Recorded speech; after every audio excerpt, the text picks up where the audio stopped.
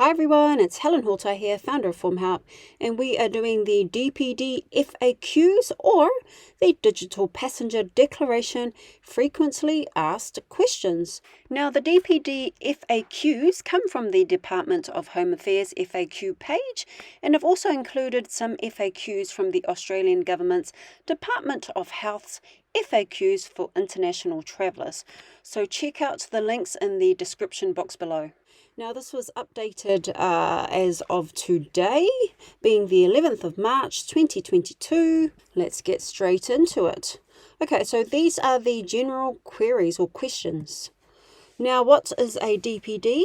So the DPD captures your contact details in Australia, your flight details, travel history, vaccination information, quarantine requirements, and health status prior to entering Australia. Now, the information provided in a DPD assists the Australian Government to manage health and safety measures, and more information is available on their website, so see the Digital Passenger Declaration. Now, who should submit a DPD? Before travelling to Australia, all passengers travelling by air should submit a DPD unless they are a flight crew member. Now, parents and guardians should complete a declaration for any child under 16 years of age. Anyone who is 16 years old or over can create their own DPD account to complete their own declaration. Now, passengers can complete multiple declarations using the same account. Now, only one travelling parent or guardian needs to include dependents. So, dependents declaration is not required on both parents or guardians' accounts. I am transiting Australia. Do I need to submit a DPD? The answer is yes. So travellers who are transiting Australia to another destination should complete a DPD. I am transiting Australia. What address do I enter when completing my DPD? So if you are transiting Australia, you will need to enter an address under the contact details section of the DPD. So for the intended address in Australia, select the option to enter address manually. And then if your transit time is less than 8 hours, enter the name of the airport you are transiting through as your intended address. Now, if your transit time is between 8 and 72 hours and you are intending to leave the airport, enter the address of the location you will be spending most of your transit time. Now, if you are not intending to leave the airport, enter the name of the airport you are transiting through. When do I submit my DPD? Now, sections of the DPD can be done at different times, so the trip details and the quarantine details sections can be submitted up to 7 days before the flight to Australia. Now, the health information section is unlocked 3 days before your flight, and this is to ensure your health information and declaration is up to date and complete before boarding the aircraft. Now, if you are entering state and territory hotel quarantine on arrival in Australia, you should complete the trip details and quarantine details sections between 7 days and 72 hours of your arrival in Australia. Do I need to complete the health information section in the DPD? Yes, it is important that you complete all sections of the DPD. Travellers must complete the health section and provide all critical health information within 72 hours before departure. Now, this includes vaccination information, including all vaccine doses and dates, and COVID-19 test results. Now, this is an enforceable requirement and penalties apply if you do not comply. So if you do not make the declaration before boarding your flight, you may experience delays on arrival in Australia. Will the DPD recognise COVID vaccination certificates issued outside of Australia? Now, passengers with international vaccine certificates can manually enter their vaccination details in the DPD. Now, if you have received one or more COVID vaccinations, ensure that the details of each dose or vaccination has been entered. Now, just to reiterate there, so if you have received one or more COVID vaccinations, so most people who have received their vaccinations may have received two, plus their booster, just ensure that the details of each of the doses have been entered. So there is an option on the DPD application where you can add more information. So once you've added one dose, then go through the same process again and add the second dose. And if you have the booster, then go through the same process again and then add your booster. Now, for those passengers who have a secure international COVID vaccination certificate generated by the Department of Foreign Affairs and Trade in Australia, the DPD will recognise this certificate. Now, for that option there is an option for you to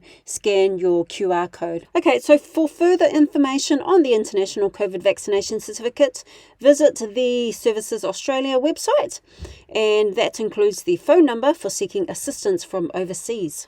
Now, what languages are available for the DPD? So the DPD is available in English only at this stage, and note that you must include your free text answers in English.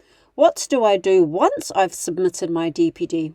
Now, once you've completed and submitted a DPD, you will be able to view this information on the DPD summary screen. And after you submit a DPD, you will receive a notification email or text message, depending on your preferred method of contact, to print a copy or save an image of your DPD summary screen. You will need to bring your DPD summary screen either electronically or hard copy, along with your COVID-19 vaccination record or acceptable proof that you cannot be vaccinated for medical reasons, and a negative COVID-19 test result within required timeframes to show airline staff at check-in. You will also need to show this information to Australian Border Force ABF officers once you arrive in Australia. When using the online form, how do I create an electronic copy of the DPD summary screen to show at check-in? So on the online form, go to the DPD summary screen, select Print DPD Summary to display a print panel, then select Save to PDF. Now select a folder to save the DPD summary screen, update the file name if saving more than one DPD screen, example for more than one traveller. What does my health summary mean? The health summary will either show complete, so the information you have entered in your declaration indicates you meet the COVID-19 health requirements for boarding, and you will need to show evidence of your documentation at check-in before your airline makes the final decision to let you board your flight, and this includes acceptable proof of being fully vaccinated for international travel purposes, acceptable evidence of a negative COVID-19 pre-departure test, a valid visa and travel exemption where required, the summary of your DPD outcome, either electronically or in hard copy. Now for incomplete, it means that you have not submitted your health information, and the DPD requests critical health information, and you must be able to provide evidence that the critical information was completed before boarding the aircraft. And for confirmation required at check-in, this means that you may not have met the requirements for travel to Australia, and you need to be confirmed at check-in. So your airline will decide if you can travel, and if you are allowed to travel to Australia, you may need to quarantine on arrival. And before you start to complete your DPD, you should check the Department of Health websites for details on the important health rules passengers need to comply with when coming to Australia. Who can I contact for assistance? So check the FAQs first, and if you can't find an answer to your question, then for more information or support, go to the Home Affairs website or contact the Global Service Centre. So within Australia, the number is 131 881. If you're calling from outside of Australia, it's +61 2 6196 0196. And if you require translating or interpreting services within Australia, call 131 450.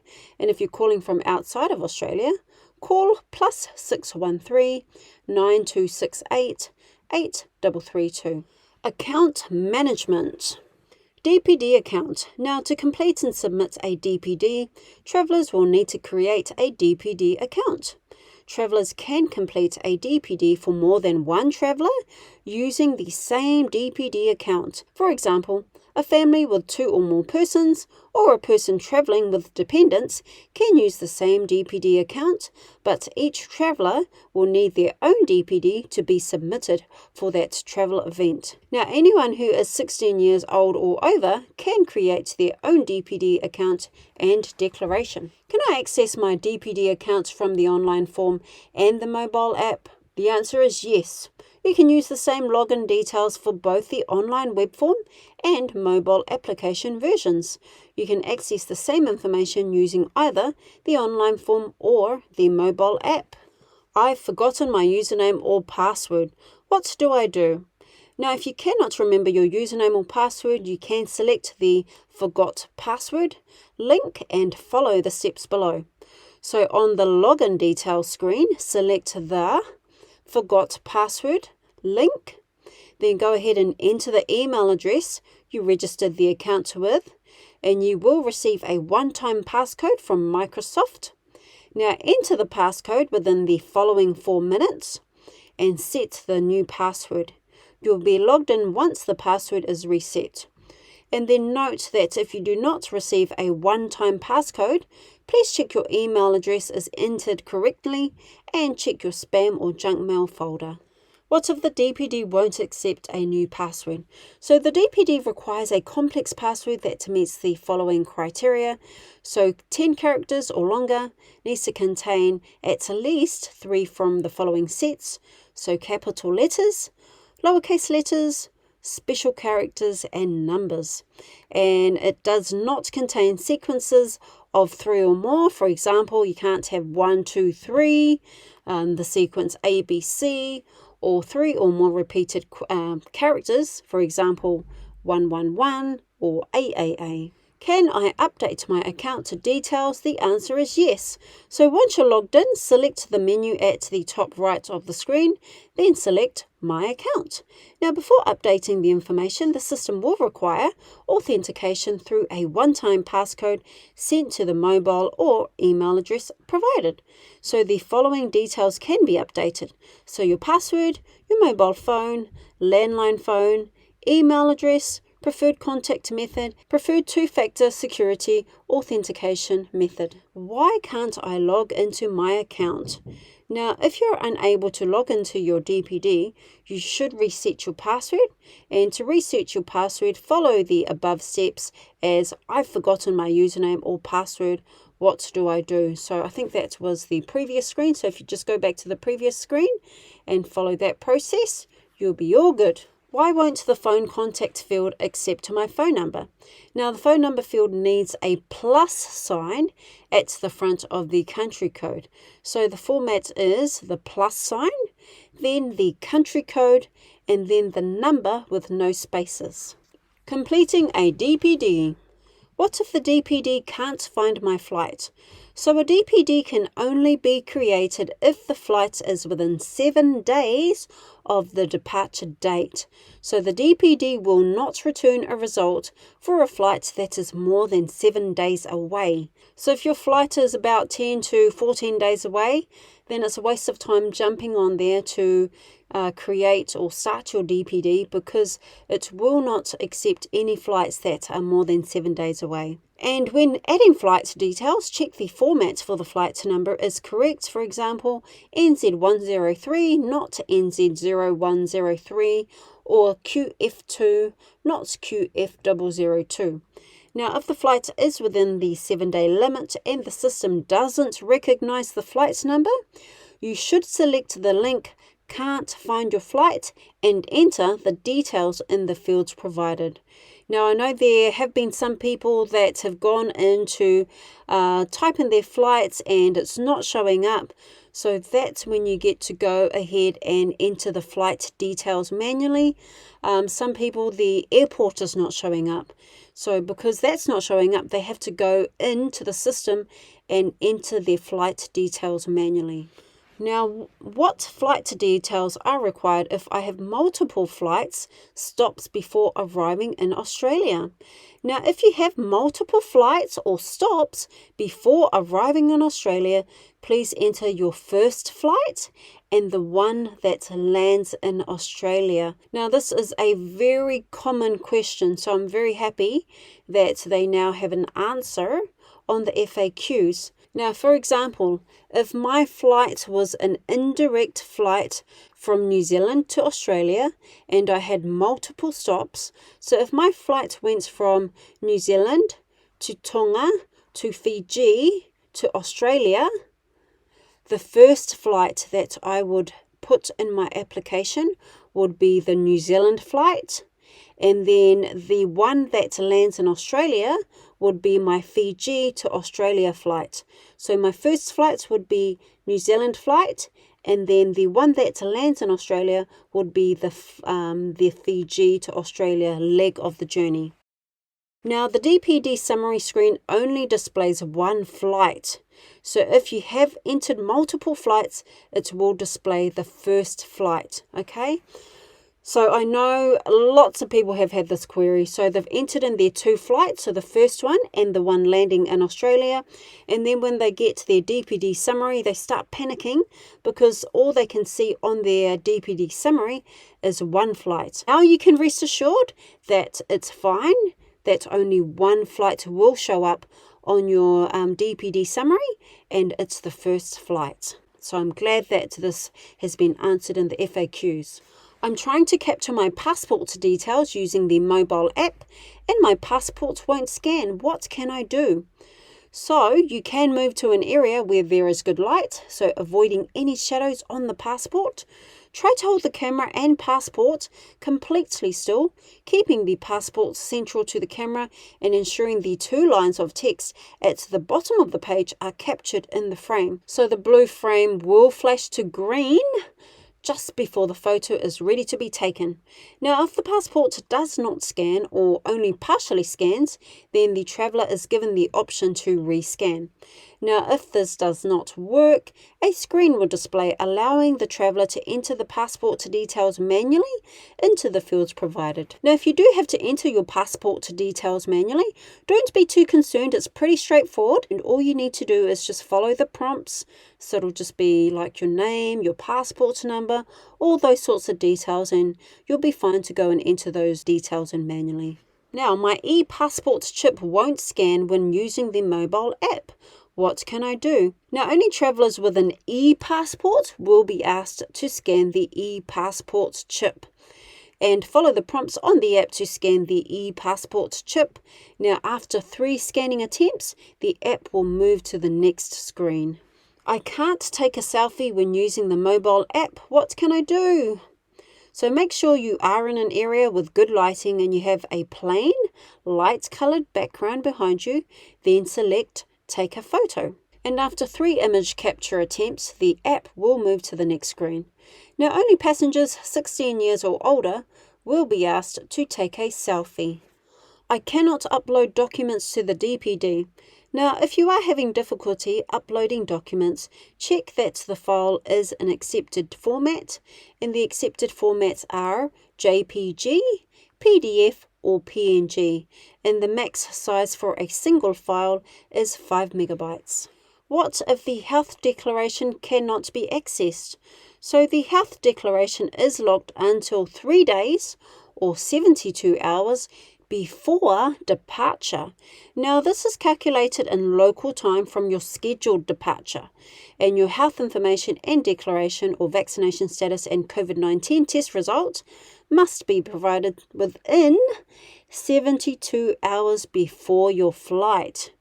Now, I have had people querying whether they need to upload their information exactly 72 hours before your flight. No, that's not what it's saying at all. All it's saying is that you have a window of 72 hours before your flight wherein you need to get your COVID testing done and you need to upload those results. Okay, so you have 72 hours to do that. Now, you can upload evidence of the COVID-19 test result by logging back into your DPD account when you have received the test result. And you should only submit to the DPD when the health declaration is complete. So this must be done within 72 hours before departure. Now, if we look here, I do have a lot of people querying why is the health information not unlocked when it's showing on the application that there are 3 days to go. Personally, I would disregard that time because it does put people slightly off. So if we look at this diagram here, so you can see the 11th of March, the 12th of March, the 13th of March, and the 14th of March. So if we look at the 14th of March, the departure flight in this example is at 16:30 hours or 4:30 p.m.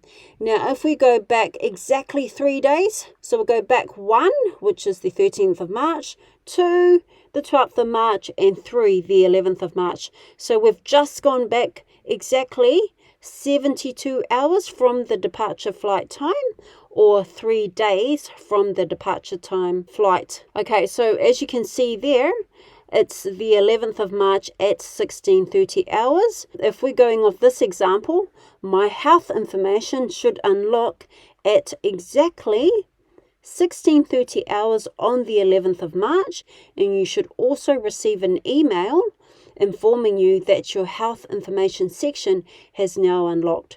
So for those of you who are a bit unsure as to how to count back 72 hours, this is just a simple diagram to show you how you can count back exactly 72 hours from your departure flight. Now, if you do go to your DPD account and you do see there that it's showing or displaying 3 days left to go and yet your health information is still locked, I want you to come back and try this exercise here and count back exactly 72 hours, and then just double check if your health information is still locked. Then I would call the Global Service Centre and just seek their advice. Next question, does a DPD require updating if flight date has changed but the flight number is still the same?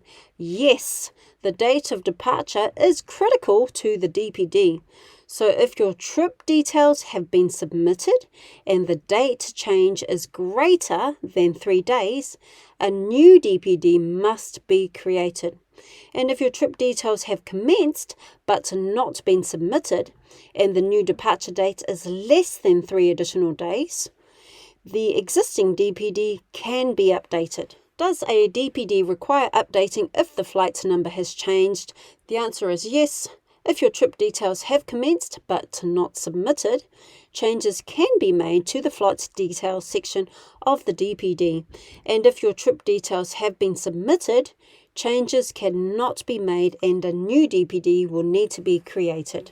Can a DPD be deleted? The answer is no. So once you start a new DPD, you cannot delete it. What if my passport has been updated since I submitted my DPD? So you will need to create a new DPD based upon the new passport details. Why do I get logged out of my DPD? So the DPD automatically logs you out after 60 minutes of inactivity. So this is a security feature intended to protect your private information, and to prevent this, the traveller is advised to gather all required information and documents together before starting a DPD. Does the mobile application work without internet access or in flight mode? The answer is no. The mobile application requires internet access. Trouble submitting a DPD.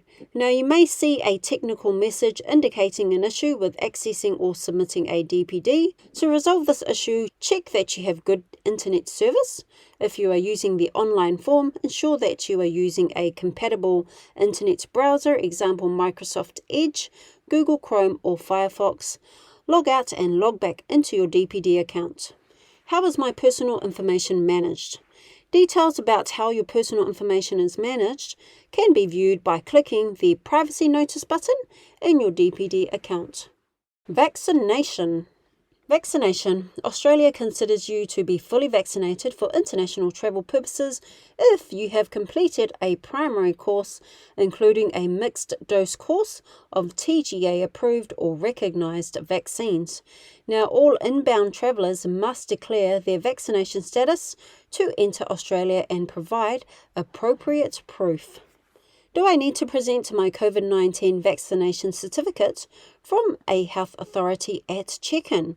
The answer is yes, you must present your COVID-19 vaccination certificate to the airline staff when checking in for your travel.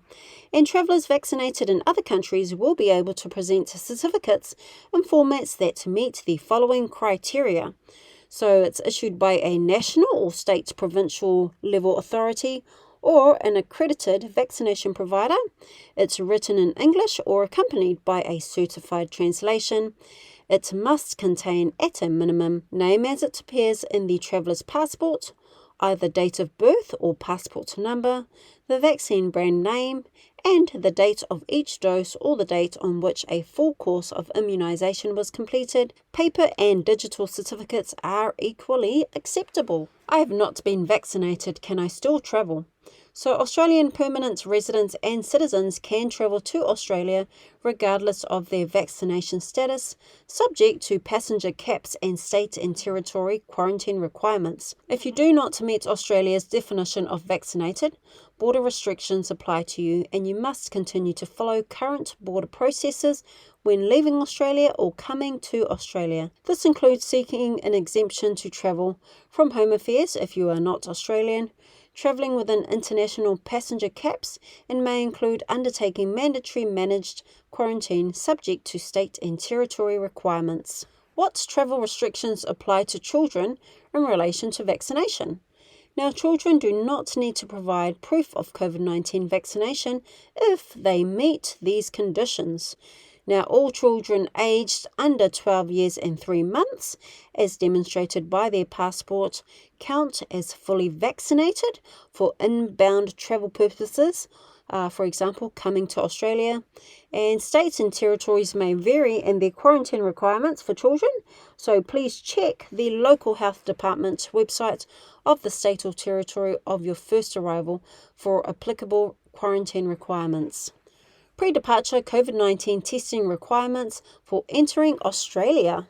Do I still need to have a pre-departure COVID-19 test if I have had a COVID-19 vaccine? The answer is yes, you still need to give evidence of an accepted negative COVID-19 test result, even if you have been vaccinated. What type of pre-departure test do I need to have before boarding my flight? So at check-in, you must provide proof of an accepted negative COVID-19 test.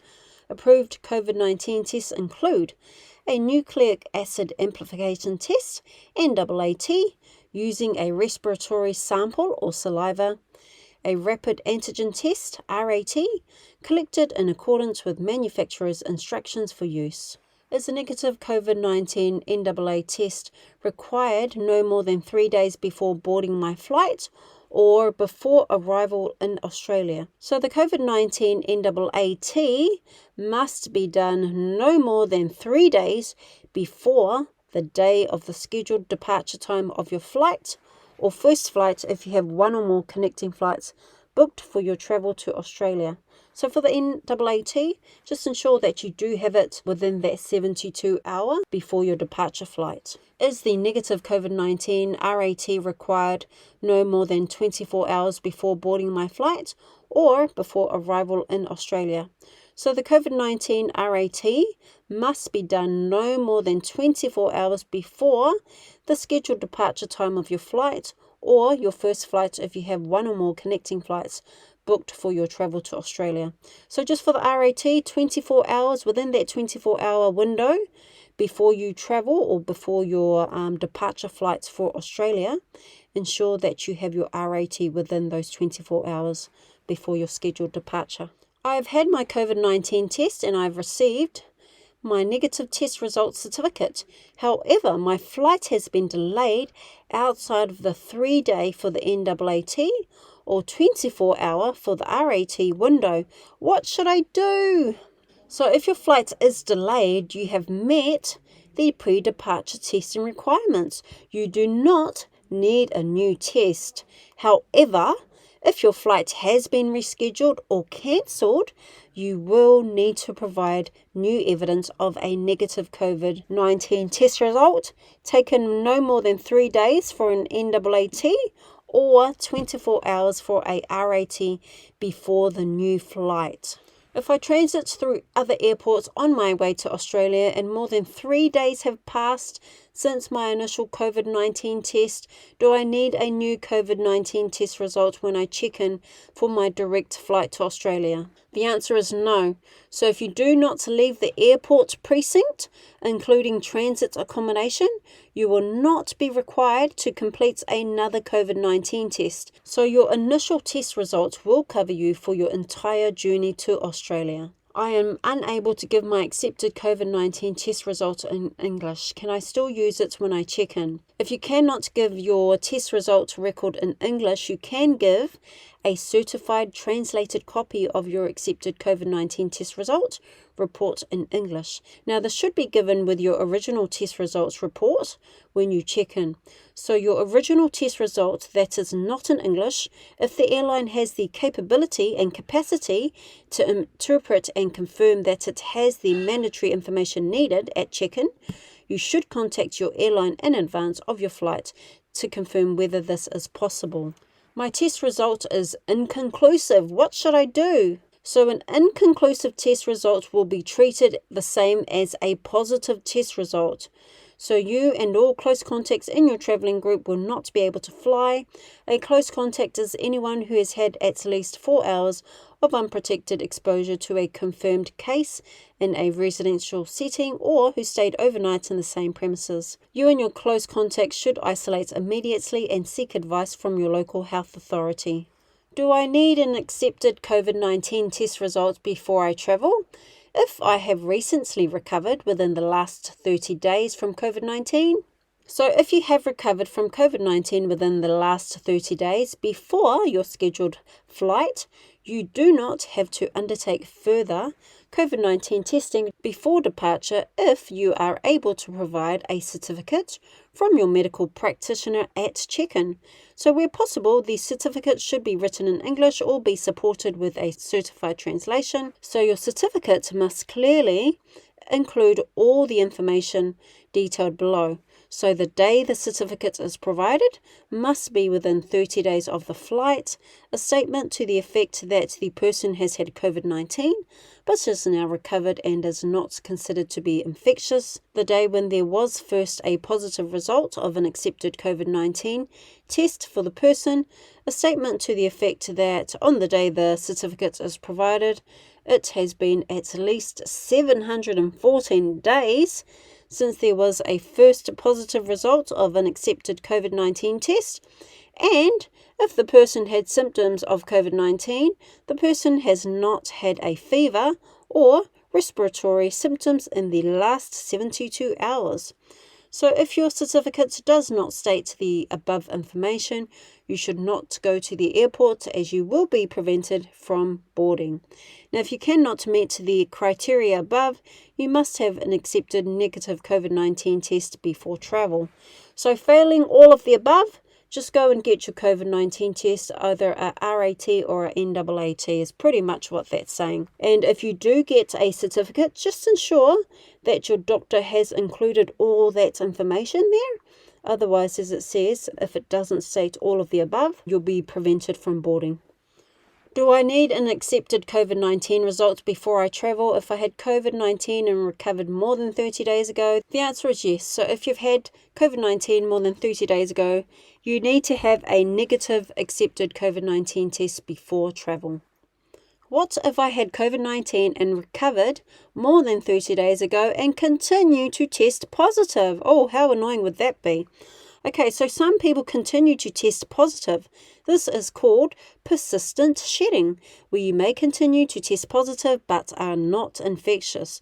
Now, if you continue to test positive, you can fly if you provide the results of your accepted COVID-19 test and are able to provide a certificate from your medical practitioner at check-in. So where possible, the certificate should be written in English or be supported with a certified translation. Your certificate must clearly include all the information below.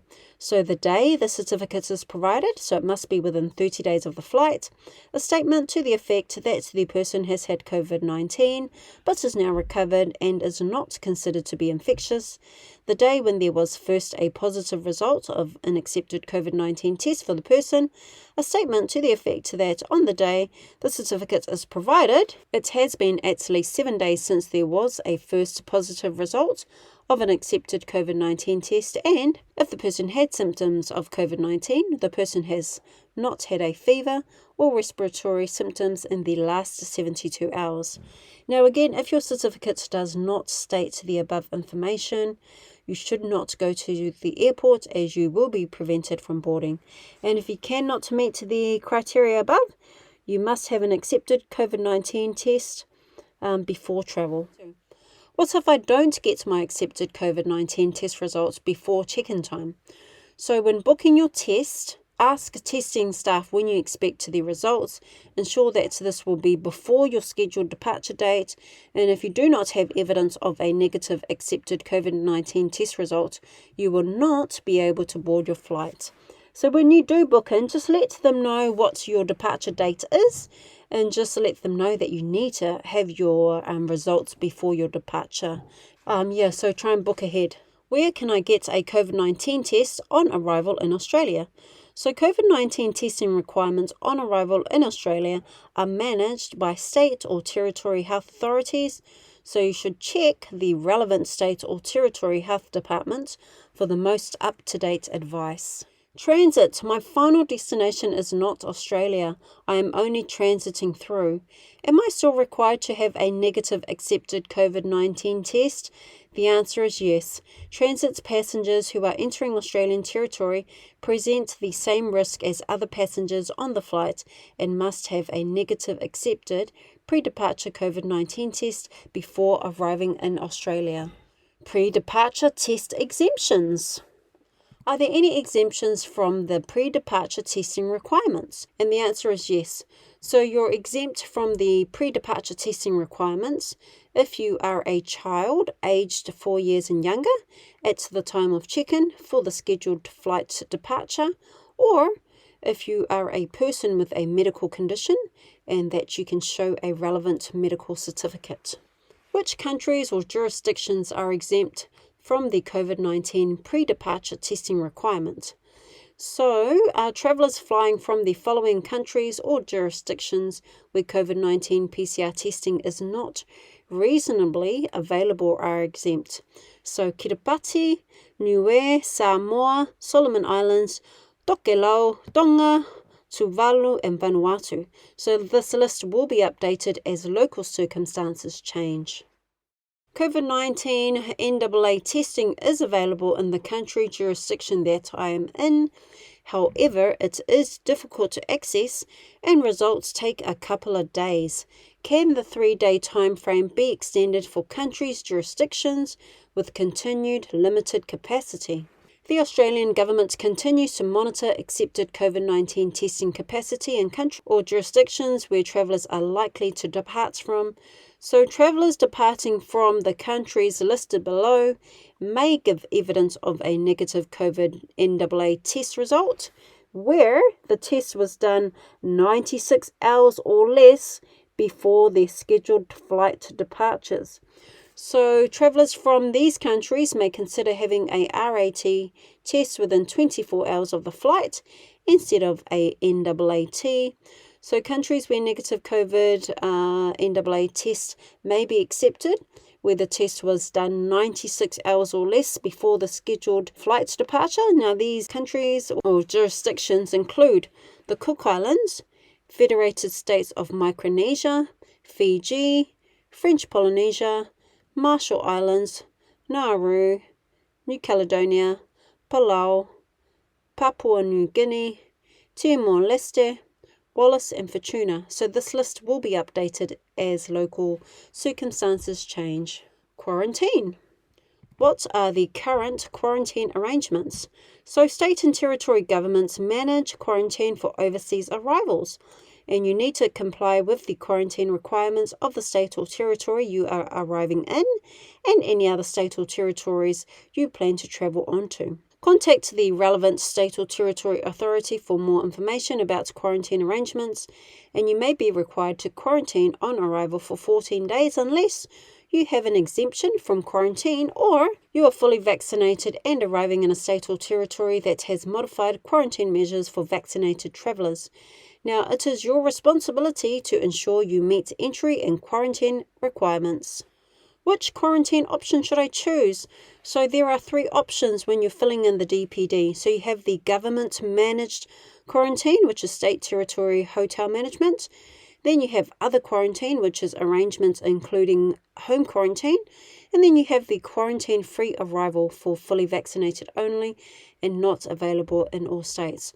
So if you are not going to the government managed quarantine, your only 2 options are other quarantine or quarantine-free arrival. Now, if you have not arrived on a quarantine-free arrival flight, then you will choose the other quarantine option, okay, the middle one. And if you have arrived on a quarantine-free arrival flight, then you will choose that option there. Masks. When should I wear a mask? Now, people travelling to and around Australia on all flights must wear a mask for the duration of your flight and in Australian airports. State and territory legislation requires that individuals wear a mask in domestic airports and on domestic flights while in Australia. You should check state and territory requirements for your onward travel after you finish quarantine.